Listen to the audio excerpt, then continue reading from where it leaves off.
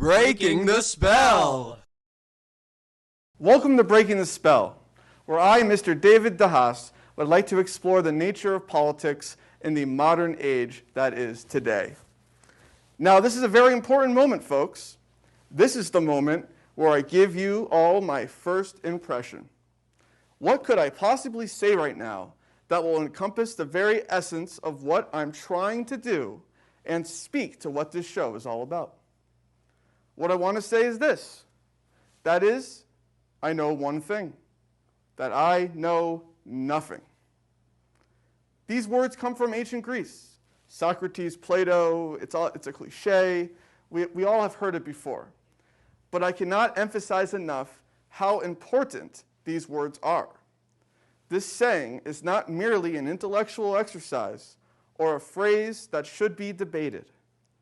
It is simply the essence of wisdom and what it means to be a human being. Everyone today tells us that they know. The politicians tell us they know. The doctors tell us they know. The teachers and professors and lawyers, they all tell us they know.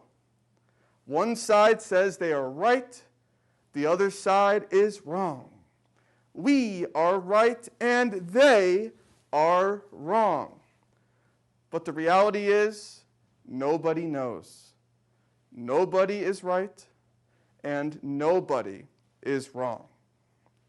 The only way that democracy works is if we listen to one another and deliberate on ideas and solutions for how to make our community and nation achieve excellence and be the best it can possibly be. And folks, if you're remotely confused of what I'm saying right now, then I would just guess that you're probably overthinking it. Now, let's talk about politics. The federal government is simply not working. Sufficient evidence is the mere fact that Donald Trump became president. You might not like or trust the guy, but with his rhetoric about draining the swamp and general anti-establishment messaging, he has highlighted this important reality that we all must face. Now, could Donald Trump be wrong about the nature of the political establishment? Maybe. But if he was wrong, then I'm pretty sure he would have lost that first election. So what's wrong with the federal government? First off, they're taking way too much money from the individual American citizen. Currently, 50% of annual revenue of the federal government is directly taken from the individual American citizen. Second, we need to have a serious conversation about the types of investments the federal government should be involved in. Education and healthcare, it's all mismanaged. And why is healthcare so expensive in this country? Well, it probably has something to do with the mismanagement of government. What else is wrong with the federal government? The worst part of it all is the one major issue that is holding this country back. It is the current political establishment. Can't we just stop voting for Republicans and Democrats? It's kind of weird already, isn't it? They are playing a game, two teams treating our lives like a game. Now, when we think of games, we usually think of winners and losers, right? Well, this government thing, this politics thing, it's not a game. And let me tell you something, folks. Nobody wins with this mentality grasping our nation today. The federal government has become a bureaucratic mechanism.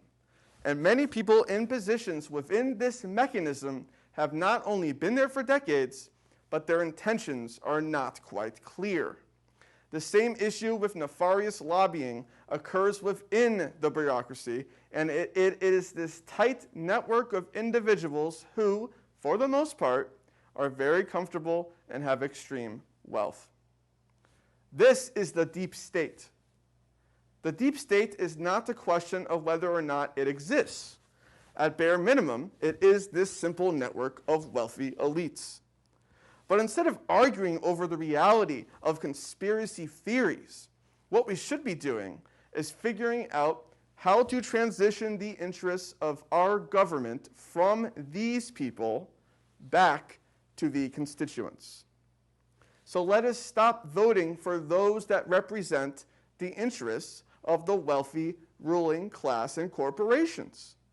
Let us vote for those that care for the constituents. No more Democrats and Republicans telling us who the politicians are. We only want real politicians that care about the American people.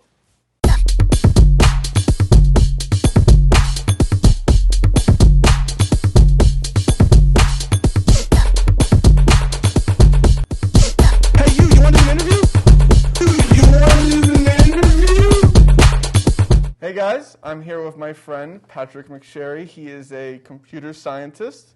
How you doing today? Hey, thanks for having me on the show. Yeah, no problem. Great. This is episode 1? Episode 1. Yeah.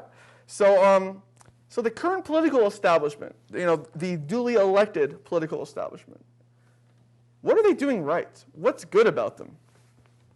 What do you think?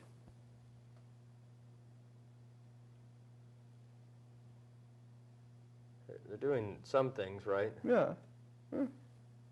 Yeah.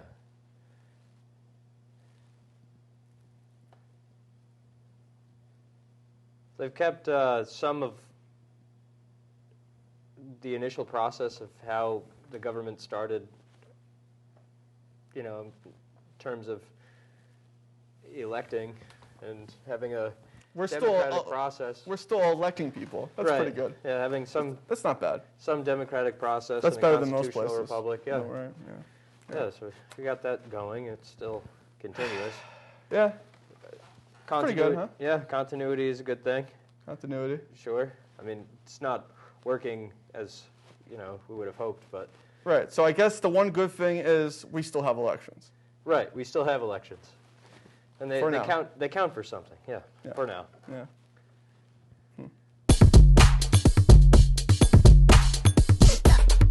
What do you think the current political establishment is doing right now? Like, correct, good.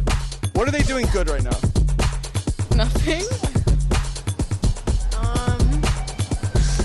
Nothing. What is the current duly elected political establishment doing right? Good. What are they doing good right now? I'm not really sure what they're doing right or well, if that makes sense. Yeah, makes sense. Yeah, all right. So Noah, how do you feel about politics today? It's going okay? Is this what the founders envisioned? No, it's horrible. Oh, really? Nah? Oh, man, brutal. It's not going okay.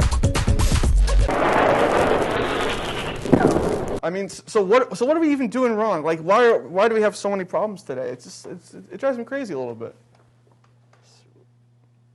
They have a few things going for them, right? Okay, the duly elected political establishment. The duly elected political establishment has a few things going for them. Let's hear it. What do they have going for them? Other than the continuity of their own power, infrastructure, at least around here, is okay. We're not driving down. But they're repaving the roads every 2-3 years. That's true, right? Yeah. So we're still hitting major potholes. Yeah. Oh, right. Major potholes. We are hitting major potholes. Yeah. Whoa!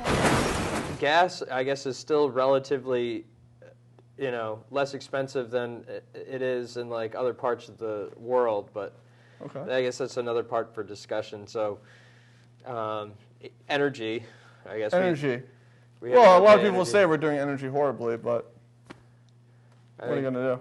From the vantage point of a computer scientist, I mean, a lot of the record keeping, the hardware and software is very old and could probably use a tune-up, some newer technologies and adoption of innovation. Innovation, right. So how can the government help to bring us more innovation? Because that is a private versus public sector thing, but can the government do anything to help with the innovation of, especially in keeping with like servers. Is that what you mean? Yeah. Servers. So how could the government help with that?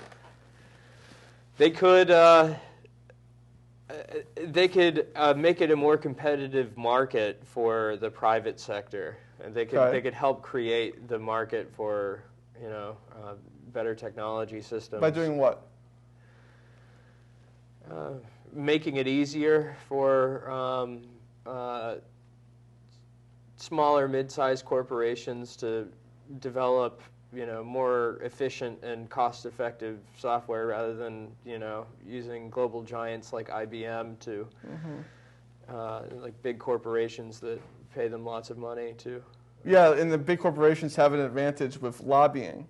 Right. But see, I personally, with lobbying, the way I see it, that was meant for the people, the constituents. And sure, business and corporations are made up of the people, but maybe it's been a little skewed towards a certain degree. And like, I don't know, I kind of wish like in local communities, people lobbied their local governments more. Right. Which they do, but most people don't really care that much for local government. It does fall on deaf ears. Yeah, frequently. A little bit. Yeah. So I do think lobbying is something that people consider as bad. Like it's almost evil today to a lot of people. But lobbying, the function of lobbying, is actually something that it's fine. It's a part of the government. Like the people are supposed to go petition to their elected representatives. Hey, this is a good idea. That's a good idea. Yada yada. But now it's just dominated by big corporate interests.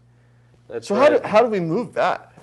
I mean, that's interesting because you were talking about smaller companies being involved in technology. Right. But the big mega companies of technology are the most effective lobbyists. Well, they're the ones probably having dinner with the senators. Ban dinners between politicians and lobbyists. Yeah, that's There we go. Now we're thinking. Right, or if they're gonna have dinner, like have an excise tax where they have to pay an extra tax to like. Yeah, like the dinner costs you a little extra. Right, dinner costs you a little extra. If you're gonna have dinner with a lobbyist, you give the government some money. There's a lot of federal money right now, huge amounts of it. And the question is, are they going to spend it on education or are they going to spend it on raises for themselves? That's how it's necessary that they spend it on like education. When I was a kid growing up in New York City, it cost me $24 a semester to go to Queens College. I didn't have debt like all these students do today. And we need these people. Who's going to pay my Social Security 20 years from now? Oh, everyone's favorite. We won't even mention that. Yeah, something about it begins with social and ends in some other word. Some other word. Yeah, some other word. If we said the full phrase, people would flip out. Yeah, they would. We can't even say it. They go ballistic. See, I say just get rid of taxes. Just get rid of taxes. Anything the government can do, I think personally, and this is the timeless debate, but the people themselves can do better. So the way I see it, government and society or government and community are not synonymous. Now, I think a lot of people would argue with me and tell me, David, you're wrong. They are synonymous. They are the same thing. I just don't think so. I think that's wrong, and I think that's a lot of misinformation and possibly indoctrination from the schools, teaching people who are part of society, who are younger than us, they're coming into society. They think government and society are the same thing, and I think that's really scary. Because really, taxes, but the government doesn't really do things efficiently. The writing's on the wall, It's right in front of them, everyone. Yeah. So the spell. It's a spell. This is a spell. We'll break it. Yep, smashing the stack. We're going to break it. It's only episode 1. Only episode 1. I mean, think about it. 6, 7 episodes from now, the spell will probably be gone. Yeah, states will be complete autonomous, self-governing bodies that... yeah, but that's only 7, 8 months. We got plenty of time. Oh, yeah, totally. Oh, I think we'll do it.